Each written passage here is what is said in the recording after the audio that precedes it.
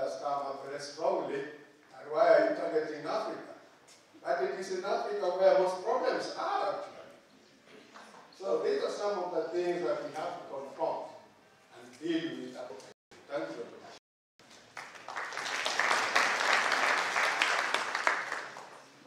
I saw a hand in the middle here. I'll come to the Walimu last because I realize that you're making more of academic speeches. And now the students, please make your questions very precise so that Professor can address it, please. So thank you very much. I'm Julius, a student of this particular school, and for me to be specific. So I want to first begin by congratulating our presenters from the beginning of this day and yesterday, especially where we were told that men have a problem. So my specific question goes to Professor, I forgot your name. So please, like you know, most of us here in school, we are studying, but the aim of this particular event is for us to be entrepreneurs. But to be very precise and very specific, that may not be the case. Because of the year, we are hoping where we're going to apply for jobs. I want to appreciate the fact that the private sector spent a very good role in training the undergraduates. But also there is a challenge. If you are trained, maybe you must be given a job. But why is it not that you can be trained, then you are given resources to begin your own business? That is, I think that one can work for us, the youth, and how we can develop this particular nation. And also the school as a whole. What are you doing, especially to county governments where these resources reside basically? We need to see programs which encourage the county governments as the youths, then we can undertake and we develop our country at large. Thank you. I'm Brian Bala, a graduate student at the University of Nairobi. My question is kind of similar to his. I wanted to know, why do you think, Professor, the field of entrepreneurship is just attractive to graduates from this school? Like, I know 90% of my friends right now prefer to go to search for a job when they graduate rather than start their own businesses. Is it the curriculum or is it that we have the wrong attitude among the students? Thank you, Chair, and thank you, Professor Kaidege. Your presentation has invoked a lot in my mind. Invite challenging and encouraging the youth.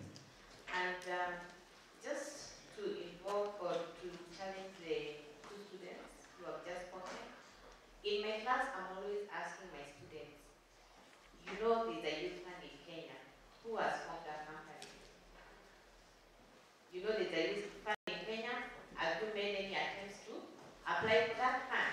And those resources, if you go to organizations here in Kenya, the public ones, where 30% is directed towards the youth and women, they always go back and spend at the end of the year.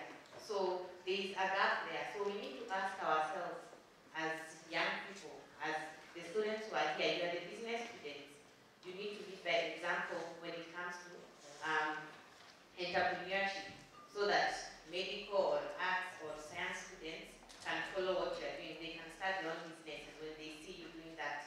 So it means that there's something you need to do. So what are you spending your time doing? You have 24 hours in a day, probably 8 are for class and maybe only 4 if you have 2 classes a day. So 8 hours, let's say you go to class, 8 hours you sleep. What do you do with the rest of the 8 hours? It will make the difference between you becoming poor or rich.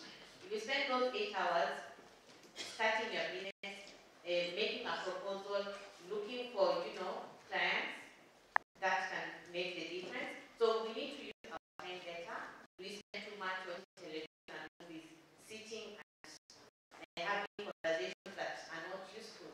So the role of mentorship, the role of your own person, rising beyond your challenges, rising beyond your background of poverty, rising beyond your background of coming from an unstable family and wanting to make the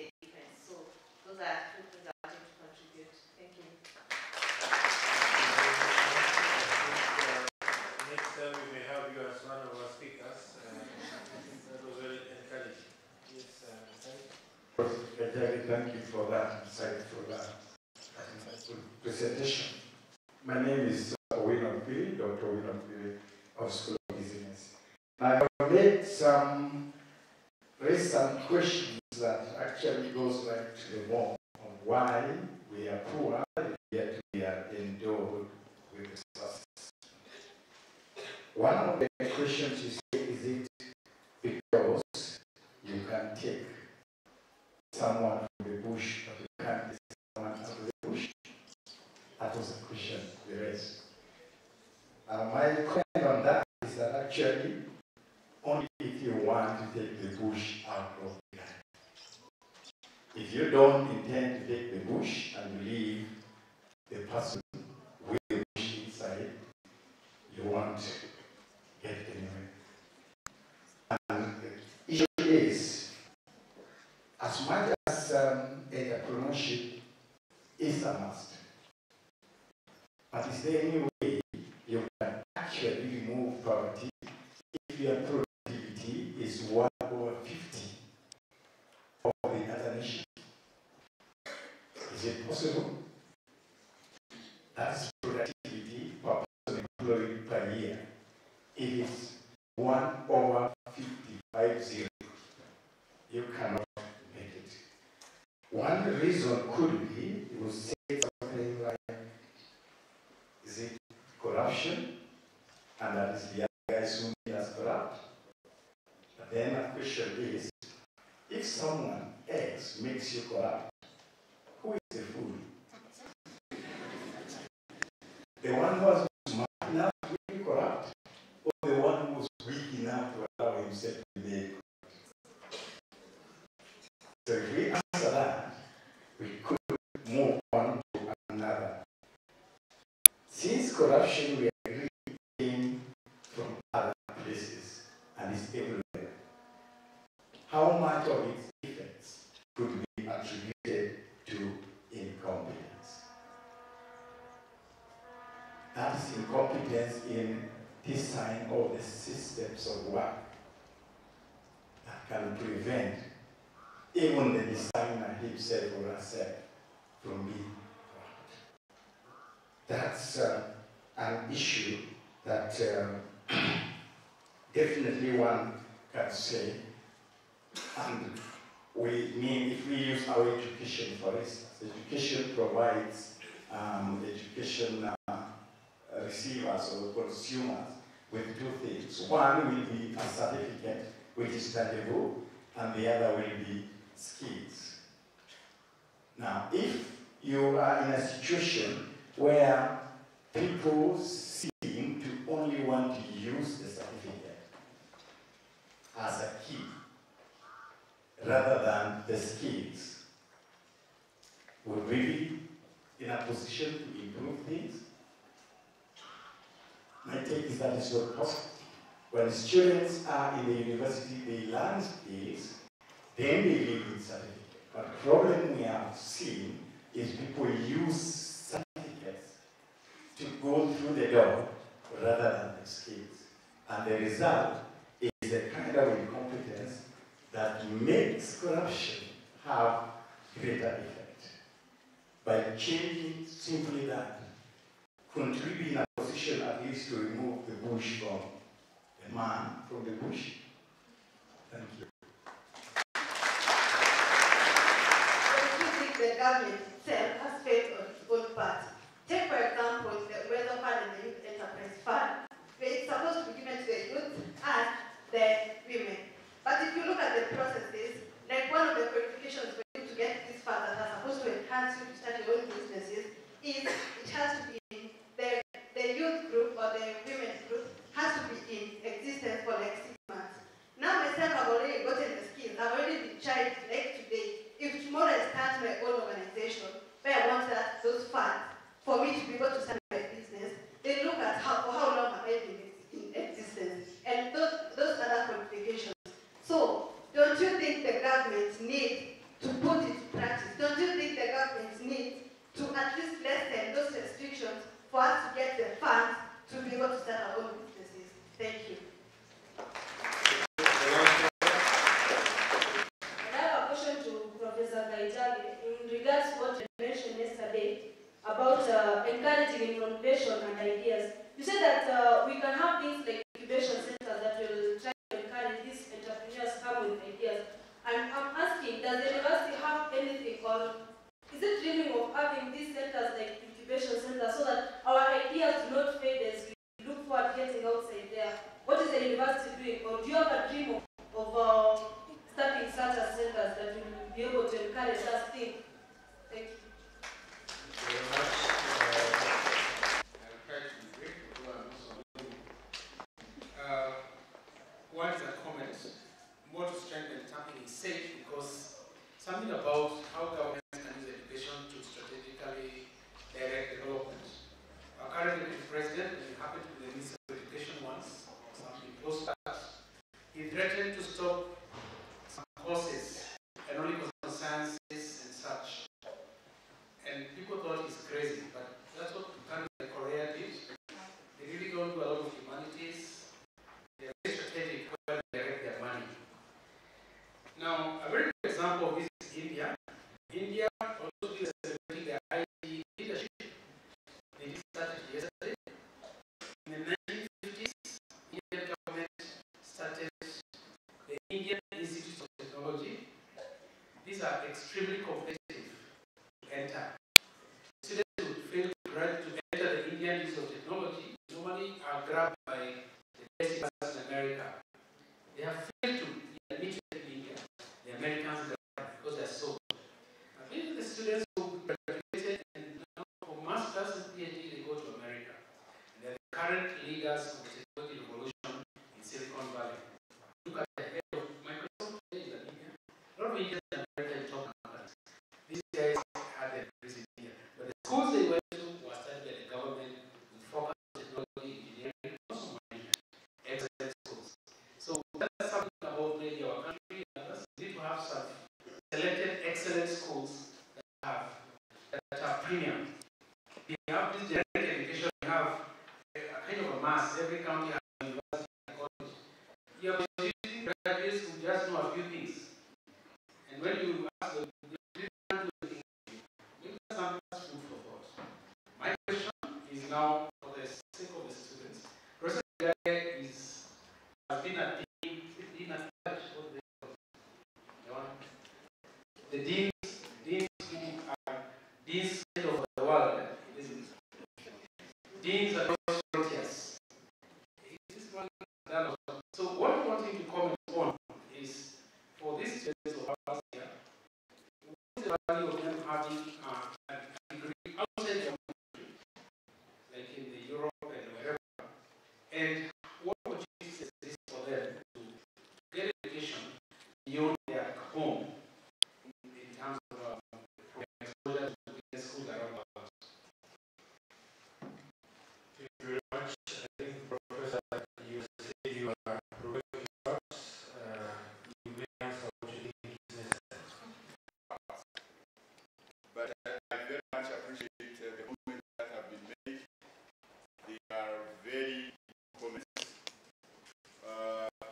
I'll talk very briefly about some of them that have been made.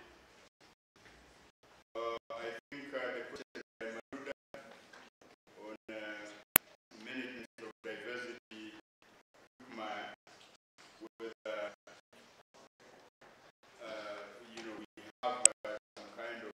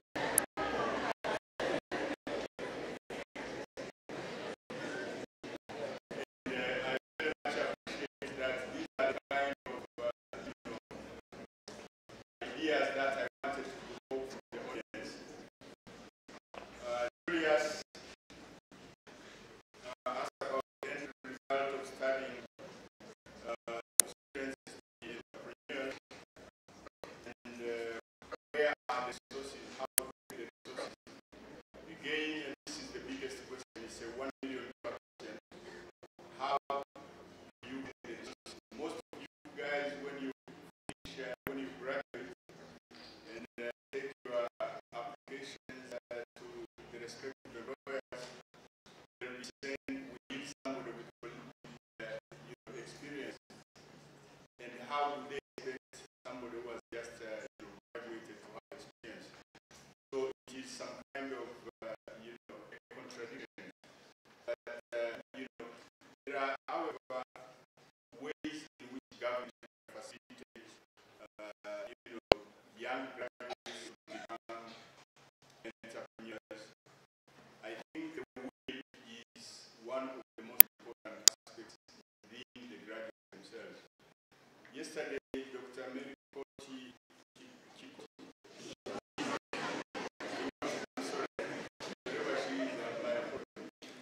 I know her as going very well with the slip of the tongue.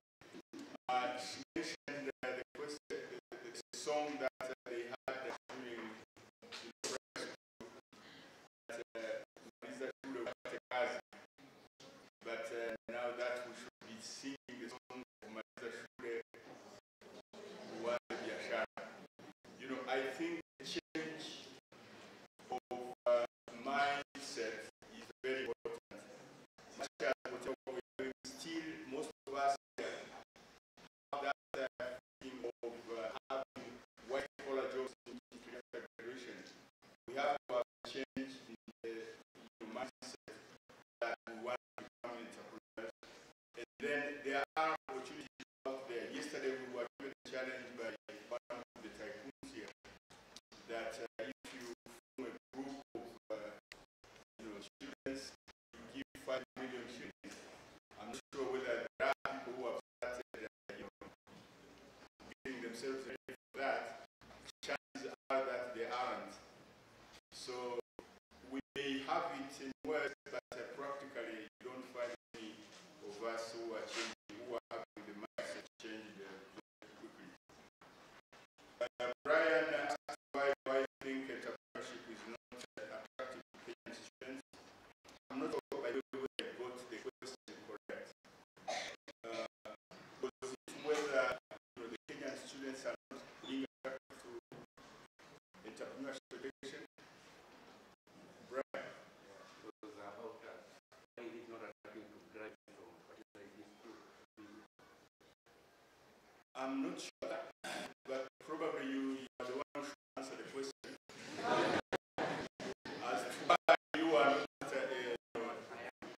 but I think the point I've just mentioned of changing mindset is very important.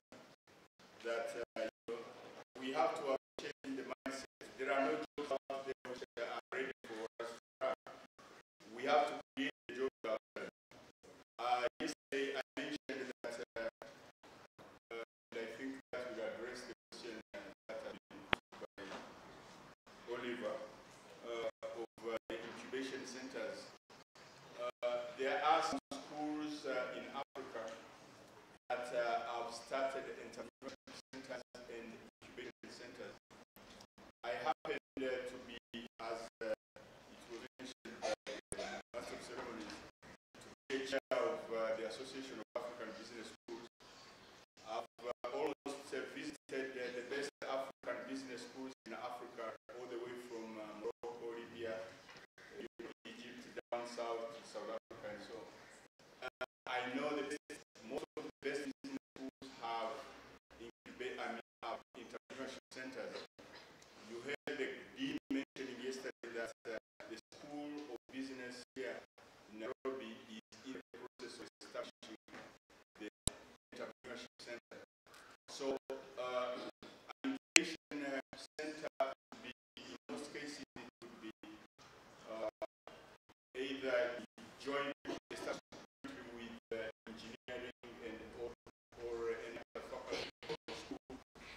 But the whole idea is to have somebody who has a very good idea, but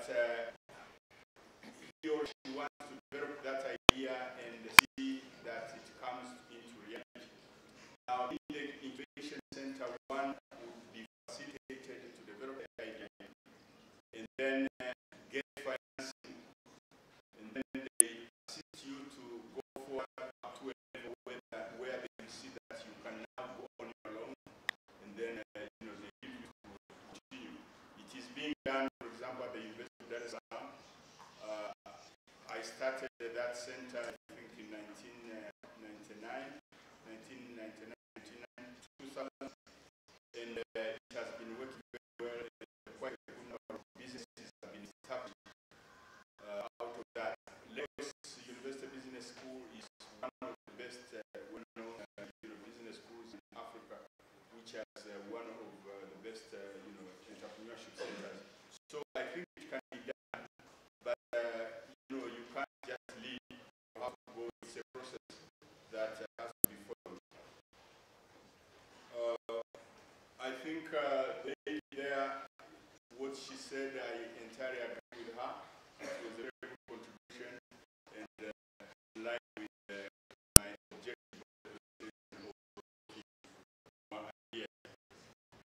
Dr. Okwiri was very philosophical. You know, he was about the bush out of the person and the, you know, the person being taken the bush out of the person and so on. But and then he talked about productivity. He talked about corruption, incompetence, education, and so on. I think I entirely agree with you that all these are aspects which, productivity is one of the most important points. I can give you examples of some countries where, somebody comes to work and scientifically determine that the time if somebody is expected to be in office for 8 hours, they spend about 7 hours doing things that have nothing to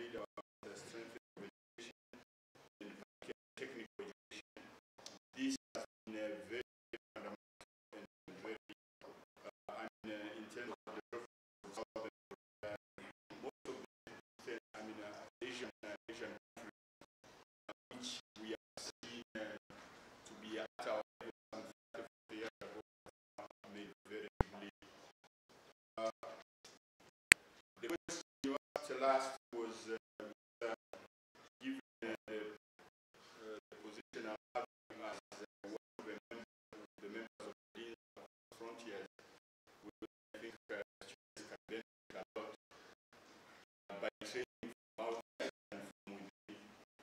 I think it's very, very important that, and it's very important.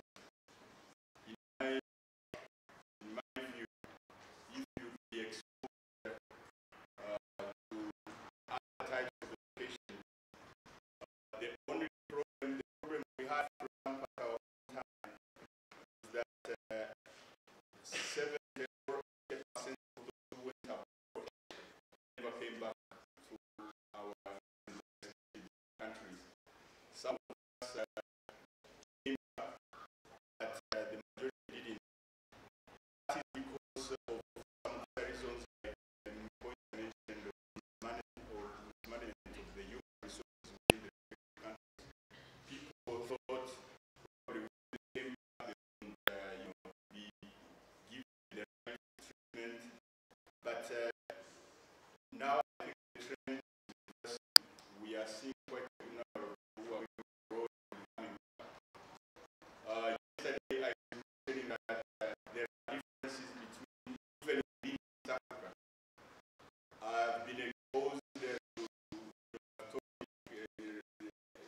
Rwanda and Uganda, Tanzania, and several other countries. So there are quite a lot of significant differences within those countries. Some of you who are traveling, you know the differences. Somebody who has trained in South Africa and you come back to Kenya will see the difference, will make a difference in the characterize or the good aspects of South Africa and bring them back home to Kenya. And some of us are trained abroad, but I think those who are trained abroad completely have the disadvantage of not knowing, the home ground. So, in my opinion, probably better to train at the initial education to train back home. From there on, if you be going faster and further education abroad, that would be my advantage. So, Mr. Chairman, we will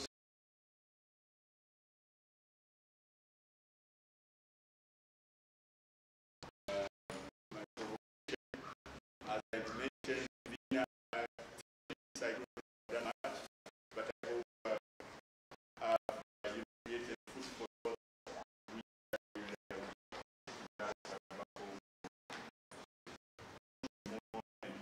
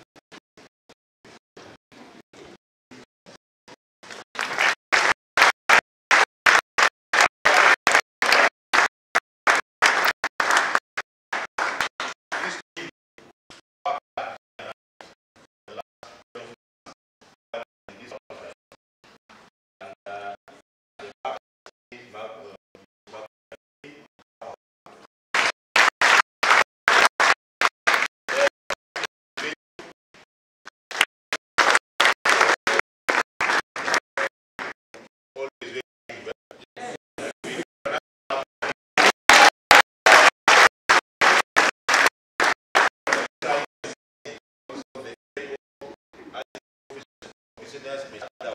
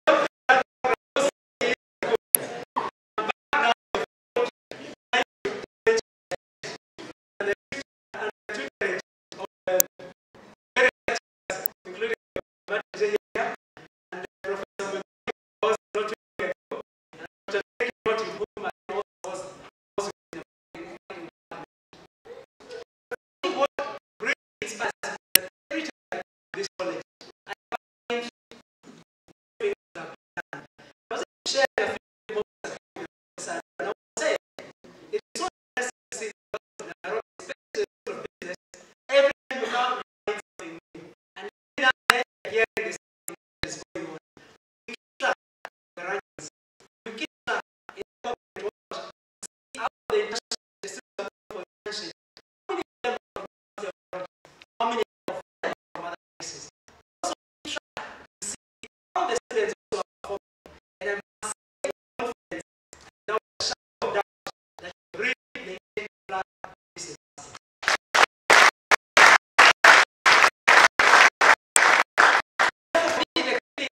This kind of conferences, so we are sharing knowledge with people who have given up how to read, people who have researched papers and many fantastic presentations.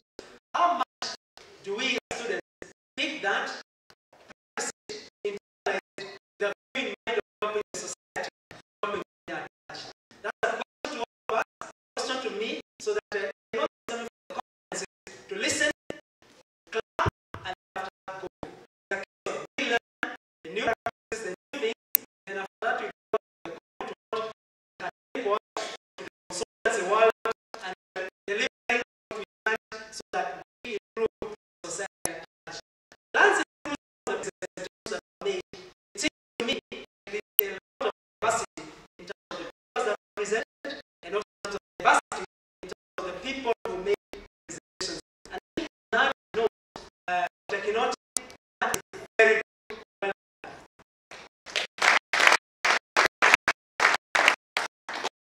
In a case like this, I think the next thing that comes is after this, what next? If for us as students, especially looking through some of the topics that are presented, there are many things that you can say you want to develop in terms of building knowledge on what is created or facing the challenges that are created, whether it's in terms of academic work or in terms of the consultancy. So the challenge is of us